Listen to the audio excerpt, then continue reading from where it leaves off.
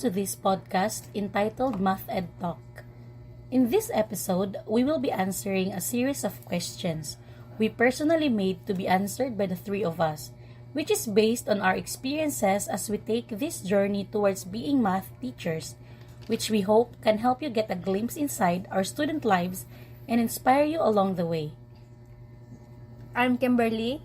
I am Alex. And I am Neil Lorraine. It is undeniable that not a lot of students has a positive attitude towards math. This is why we chose these questions to answer, to talk about why we chose this less traveled road. To start with, let me ask you guys this one. Why did you choose education as your course and majored in math? Let's start with you, Alex. Since then, it has been my passion to teach or to instruct students, and believe that all majored subject, math is the best fit for me. For me, I chose education as my course because since elementary, being a teacher is my ambition. And I believe that education is a profession in which you can see the effect you have on the world around you. And I chose mathematics as my major because I have cousins who are also a mathematics teacher. Although I'm not good in math, I want to challenge myself to start loving math subject. Thank you, guys. For me, I chose education because I grew up seeing my parents, who are both teachers, contented. I aspire to be like them. Credits also to my past teachers because they really made my school life enjoyable. I also chose math as my major because I find it very interesting.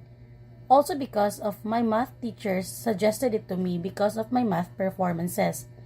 According to Henry Commanger, education is essential for change, for it creates both new wants and the ability to satisfy them.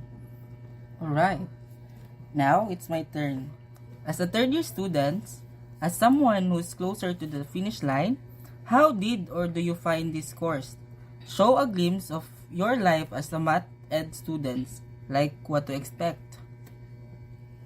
As a third-year student, learning mathematics is difficult or hard, especially through online classes compared to face-to-face class, since we just experienced face-to-face class during our first year of college. In learning environment, face-to-face can be a passive learning environment compared to online class. There is a challenge in not being able to see the instructor or your classmates. For me, you really should have a strong foundation why you pursued this course, because there will be times you will question why you chose this field in the first place. But of course, knowing that you have your classmates and instructors with you, learning becomes much easier, and the level of satisfaction that comes every after solving problems correctly is so motivating. And as for me, it is difficult, but I believe my passion lead me to study math because it's fascinating and enjoyable. Being math students is very appealing, especially if it is related to my interest. Next, here is my question for you guys. Was there a significant difference between math instruction-wise from face-to-face class to online setup? For me, yes, especially because we are already in higher math, where topics becomes more technical, and us dealing it basically on our own at home is very difficult. Aside from that, the communication or the relay of lessons has so many gaps or delays because of the internet connections, unlike when it's face-to-face classes where we can just ask each other or our instructors directly without the need to be online and have a load. New normal is more challenging, indeed, but it also opened new doors for me.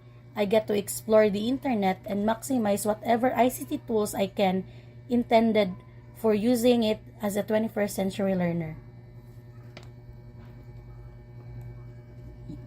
And as for me, yes, as I experience both face-to-face and new normal for myself, the new normal setup is difficult, especially the internet connection, the stability of my internet, and the instability of my resources.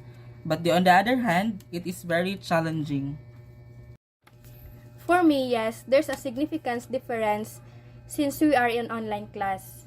In face-to-face, discussion takes place in the restrictive environment of a physical classroom. While in online, the online discussion evolves over a period of time longer than that of the face-to-face classroom. And in online setup, it is up to the student to set their own pace for much of the works that need to be completed in an online course. While there are deadlines and due dates that must be met, students typically have quite a bit of flexibility in determining where and what time of day they participate. My next question is, why do you think the incoming college students should consider enrolling in BS Ed Math like we did? Like, considering the challenge you and I had to face or are currently facing, what made you stay in this course? I cannot persuade students to enroll math, but if they do, they must continue for it. For incoming college students should consider this course, BS Ed Math, because mathematics provide an effective way of building mental discipline and encourages logical reasoning and mental rigor. And mathematical knowledge plays a crucial role in understanding the content of other school subjects such as science, social studies, and even music and art. Whatever course you take, hindi talaga maiwasan na magkaroon ng challenges. As for me, I believe the incoming freshmen should consider enrolling BS Ed Math because we basically deal with math on a daily basis. Also, if you're one of the people who wants to spark changes in math education in general, I personally considered math as well because I wanted to somehow change the attitude of students in a way that they are more positive towards math, that they'll be more into it because I was able to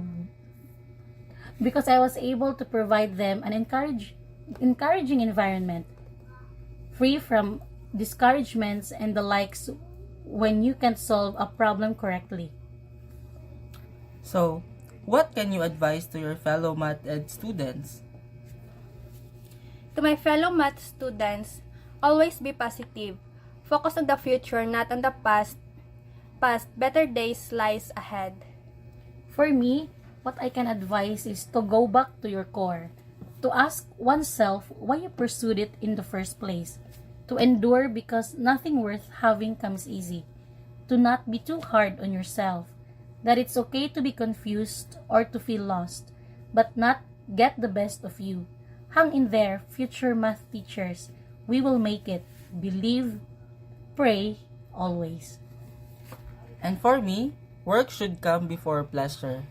Manage your time effectively. So fighting. Let's end this podcast by completing this statement. I love math ed because I love math ed because I believe better education creates better future. It challenged me. It works my mind in ways that other subjects can't. It is the foundation of everything. I love math ed because numbers helps us understand the world and math helps us understand numbers. Alright, so that concludes our podcast for today. Comment down if you have any suggestion on what we should talk about next time. And if you like this episode, don't forget to like and subscribe. Thank you everyone for tuning in. Until next time.